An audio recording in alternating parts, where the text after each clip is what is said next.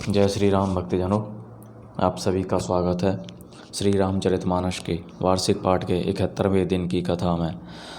वार्षिक पाठ में हम प्रतिदिन 3 दोहे और मंगलवार के दिन 6 दोहे पढ़ते हैं, जिससे हमारी संपूर्ण रामायण 1 वर्ष से पहले 11 महीने में पूर्ण हो जाती है। जिन भक्तजनों पे समय की कमी रहती है वे प्रतिदिन 10 से 15 मिनट देकर श्री रामचरितमानस पढ़कर अपना जीवन सफल बना सकते हैं और प्रभु श्री रामचंद्र की कृपा दृष्टि पा सकते हैं। श्री रामचरितमानस पढ़ने से पहले हम सभी देव देवताओं का आह्वान करते हैं कि वे भी हमारी श्री रामचरितमानस में सम्मिलित हों और हमें अपना आशीर्वाद प्रदान करें। तो आह्वान करते हैं सभी देव देवताओं का। जय शिव शंभू, जय भोलेनाथ, जय पार्वती माता, जय दुर्गे माता की जय, जय सरस्वती माता की जय, श्री गणेशाय नमः, जय बजरंगबली की जय, श्री तुलसीदास जी की जय, श्री महर्षि वाल्मीकि जी की जय। और अन्य सभी देव देवताओं का आह्वान है कि वे भी हमारी श्री रामचरितमानस में सम्मिलित हों और हमें अपना आशीर्वाद प्रदान करें। बोलो जय सिया वर रामचंद्र की जय। जय शिव शंभू, जय भोलेनाथ। तो शुरू करते हैं आज की कथा। जन्मो सिंधु पुनि बंधो विशो दिन मलिन सै कलंक, सिय मुख समिता पाप के में चंदू बाबुरो रंक। मंगल भवनी अमंगल हारी, द्रवौ सुदशरथ अजर बिहारी। खारे समुद्र में तो इसका जन्म, फिर उसी समुद्र से उत्पन्न होने के कारण विष इसका भाई। दिन में यह मलिन शोभाहीन निस्तेज रहता है और कलंकी काले दाग से युक्त है। बेचारा गरीब चंद्रमा सीता जी के मुख की बराबरी कैसे पा सकता है। घटई बढ़ई बिरहिनी दुखदाई, ग्रसई राहु निज संदेही पाई। कोक शोक प्रद पंकज द्रोही, अवगुण बहुत चंद्रमा तो ही।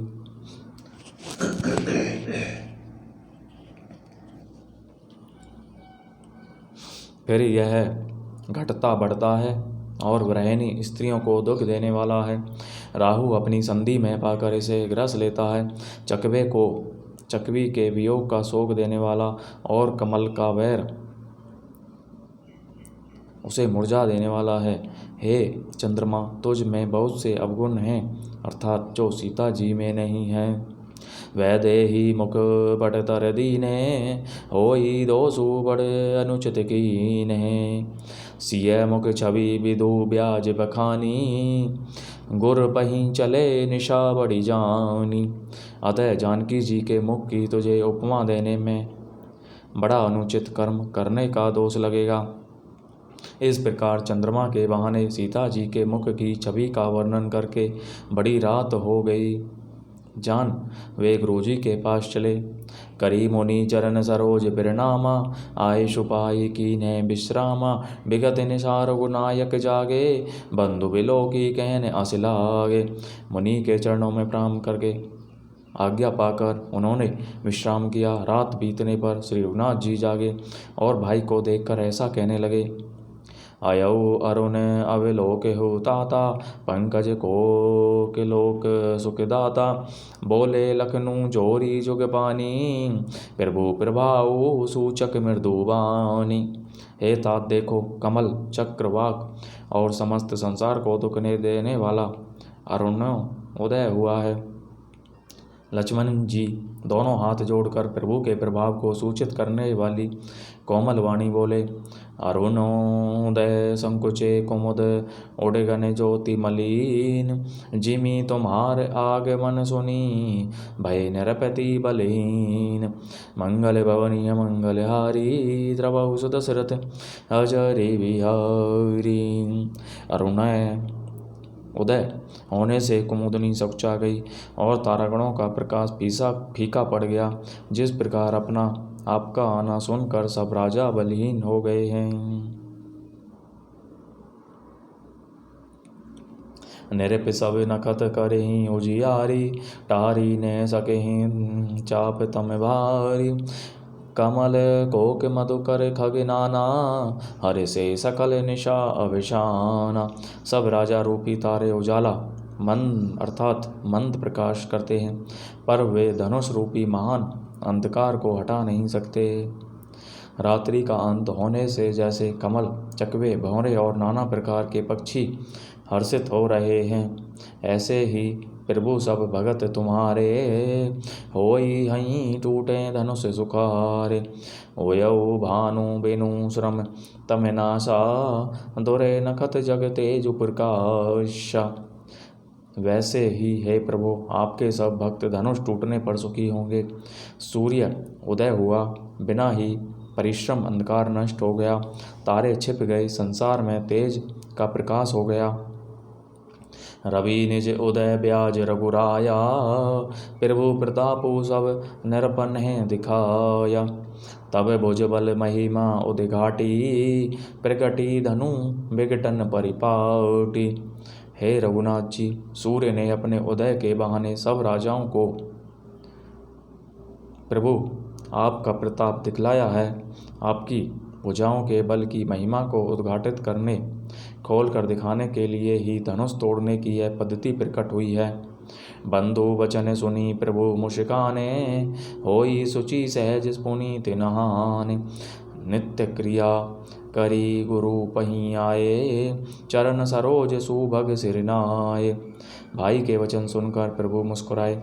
फिर स्वभाव से ही पवित्र श्री राम जी ने शौच से निवृत्त होकर स्नान किया और नित्य कर्म करके वे गुरु जी के पास आए। आकर उन्होंने गुरु जी के सुंदर चरण कमलों में सिर नवाया। सतानंदो तब जनक बुलाए, कौशिक मुनि पही तुरत उठ पठाए। जनक विने तिन्हें आई सुनाई, हर से बोली लिए दो भाई। तब जनक जी ने सतानंद जी को बुलाया और उन्हें तुरंत ही विश्वामित्र मुनि के पास भेजा। उन्होंने आकर जनक जी की विनती सुनाई। विश्वामित्र जी ने हर्षित होकर दोनों भाइयों को बुलाया। सतानंद पद बंदी प्रभु बैठे गुर पही जाई, चलहु तात मुनि कहेऊ तब पठवा जनक बुलाई। मंगल भवनीय मंगलहारी, द्रवहु सुदशरथ अजरे बिहारी। सतानंद जी के चरणों की वंदना करके प्रभु श्री रामचंद्र जी गुरु जी के पास जा बैठे। तब मुनि ने कहा, हे तात चलो, जनक जी ने बुला भेजा है। मास परायण 8वां विश्राम, नवा परायण दूसरा विश्राम। तो इस प्रकार भक्तजनों, यदि हम मास परायण अर्थात 1 मास की कथा का पाठ करते तो आज के दिन हमारा 8वां पाठ होता, और 9 दिन का पाठ करते तो आज के दिन हमारा दूसरा विश्राम होता, दूसरा पाठ होता। परंतु हमारा वार्षिक पाठ है तो आज हम 71वें दिन का पाठ कर रहे हैं।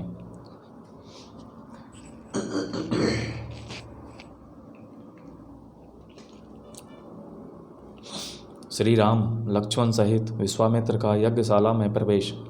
सिय स्वयंवरु देखिए जाई, ईसु काही धोंदे बढ़ाई। लखन कहा जस भाजनु सोई, नाथ कृपा तब जा पर होई।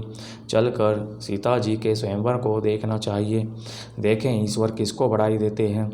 लक्ष्मण जी ने कहा, हे नाथ, जिस पर आपकी कृपा होगी वही बढ़ाई का पात्र होगा। धनुष तोड़ने का श्रेय उसी को प्राप्त होगा। हर से मुनि सब सुनी बर बानी, दीनी असीस सब ही सुकुमानी। पुनि मुनि वृंद समेत कृपाला, देखन चले धनुष मखसाला। इस श्रेष्ठ वाणी को सुनकर सब मुनि प्रसन्न हुए। सभी ने सुख मानकर आशीर्वाद दिया। फिर मुनियों के समूह सहित कृपालु श्री रामचंद्र जी धनुष यज्ञशाला देखने चले। रंग भूमि आए दो भाई, असी सुधी सब पुरवासिन ने पाई। चले सकल गृह काज बिसारी, बाल जुबान जरठ नर नारी। दोनों भाई रंगभूमि में आए हैं।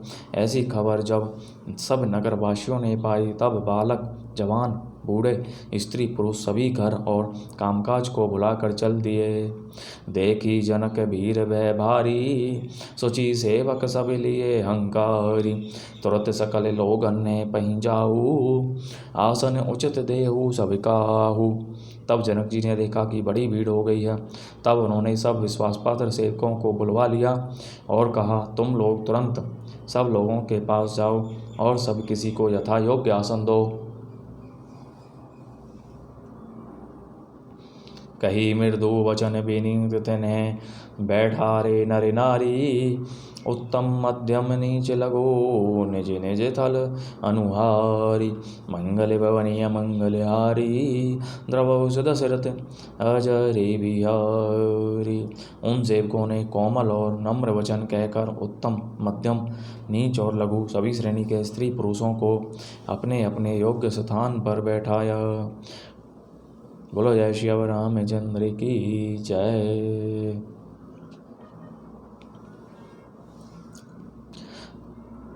राजकुंवर ते ही अवसर आए, मनहु मनोहर तन छाए। गुण सागर नागर बर बीरा, सुंदर श्यामल गौर शरीरा। उसी समय राजकुमार राम और लक्ष्मण वहाँ आए। वे ऐसे सुंदर हैं मानो साक्षात मनोहरता ही उनके शरीरों पर छा रही हो। सुंदर सांवला और गोरा उनका शरीर है। वे गुणों के समुद्र, चतुर और उत्तम वीर हैं।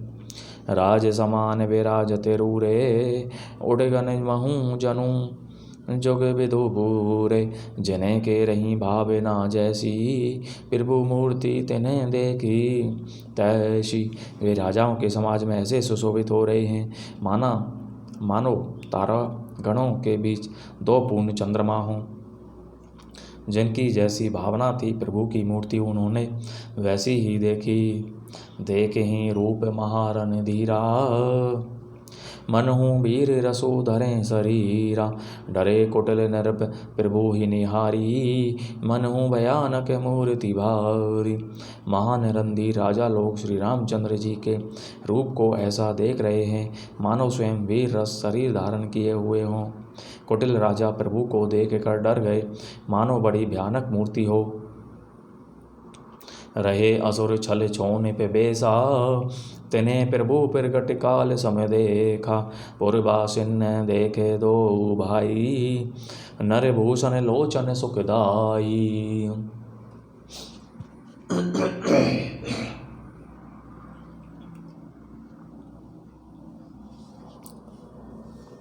छल से जो राक्षस वहाँ राजाओं के वेश में बैठे थे, उन्होंने प्रभु को प्रत्यक्ष काल के समान देखा।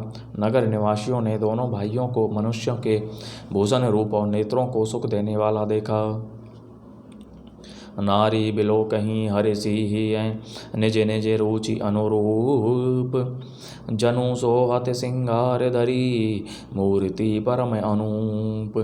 मंगल भवनीय मंगलहारी, द्रवौष दशरथ अजरे बिहारी।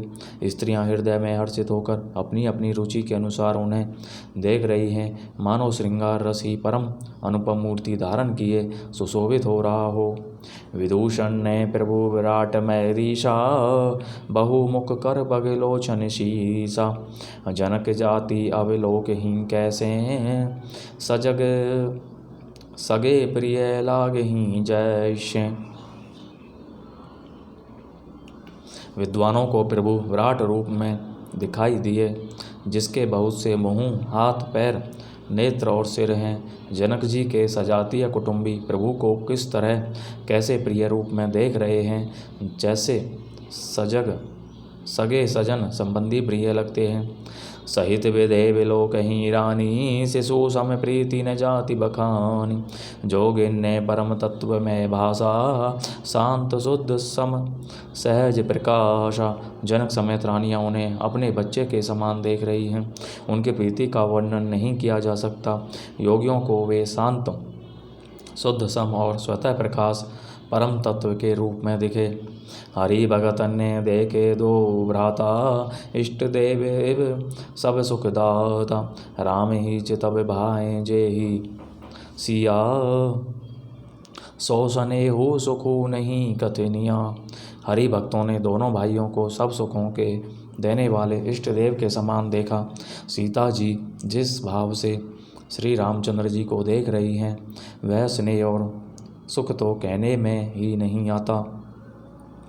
और अनुभगवती ने कही सकिर सो, कवन प्रकार कहे कभी को, एही विधि रहा जाही जस भाऊ, तेहि तस देखे ऊ कौशल राऊ।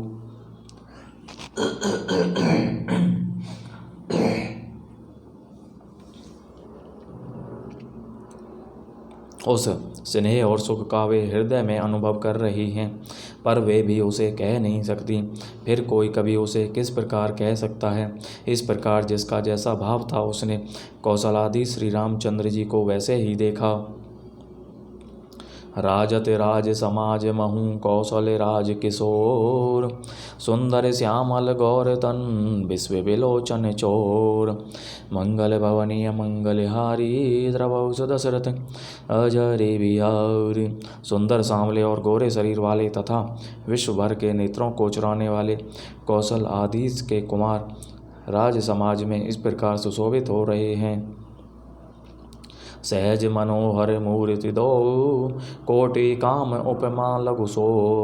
शरद चंद निंदक मुकनी के, नीरज नयन भाव तेजी के। दोनों मूर्तियां स्वभाव से ही बिना किसी बनाव श्रृंगार के मन को हरने वाली हैं। करोड़ों कामदेवों की उपमा भी उनके लिए तुच्छ है। उनके सुंदर मुख शरद पूर्णिमा के चंद्रमा की भी निंदा करने वाले, उसे नीचा दिखाने वाले हैं। और कमल के समान नेत्र मन को बहुत ही भाते हैं। चितवनी चारु मार मनु हरिणी, भावती हृदय जाति नहीं वरेनी। कल कपोल श्रुति कुंडले लोला, चिबुक अधर सुंदर मृदु बोला। सुंदर चितवन सारे संसार के मन को हरने वाले, कामदेव के भी मन को हरने वाली हैं। वह हृदय को बहुत प्यारी लगती है, पर उसका वर्णन नहीं किया जा सकता। सुंदर गाल हैं, कानों में चंचल झूमते हुए कुंडल हैं, ठोड़ी और अधर ओठ सुंदर हैं, कोमल वाणी है। कुमुद बंधु कर निंदक हासा, भ्रकुटी विकट मनोहर नाशा। भाल विशाल तिलक झलकाही, कच विलो की अली अवेली लजाही। हंसी चंद्रमा की किरणों का तिरस्कार करने वाली है, भौहें टेढ़ी और नासिका मनोहर है। ऊंचे चौड़े ललाट पर तिलक झलक रहे हैं, अर्थात दीप्तिमान हो रहे हैं। काले घुंघराले बालों को देखकर भौरों की पंक्तियां भी लजा जाती हैं। पीत चौतेनी सिरन ही सुहाई, कुसुम कली बीच बीच बनाई। दे रेखें रुचिर कंबू कलगीवा, जनु त्रिभुवन सुषमा की सीवा। पीली चौकोनी टोपियां सिरों पर सुशोभित हैं, जिनके बीच बीच में फूलों की कलियां बनाई काढ़ी हुई हैं। शंख के समान सुंदर गोल गले में मनोहर तीर रेखाएं हैं, जो मानव तीनों लोगों की सुंदरता की सीमा को बता रही हैं।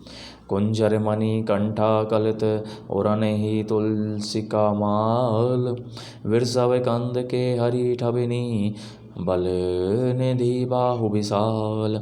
मंगल भवनीय मंगलहारी, द्रवौ सुदशरथ अजरे बिहारी। हृदयों पर गज मुक्ताओं के सुंदर कंठे और तुलसी की मालाएं सुशोभित हैं। उनके कंधे बैलों के कंधों की तरह ऊंचे पुष्ट हैं, एंड खड़े होने की शान सिंह की सी है, और भुजाएं विशाल एवं बल की भंडार हैं।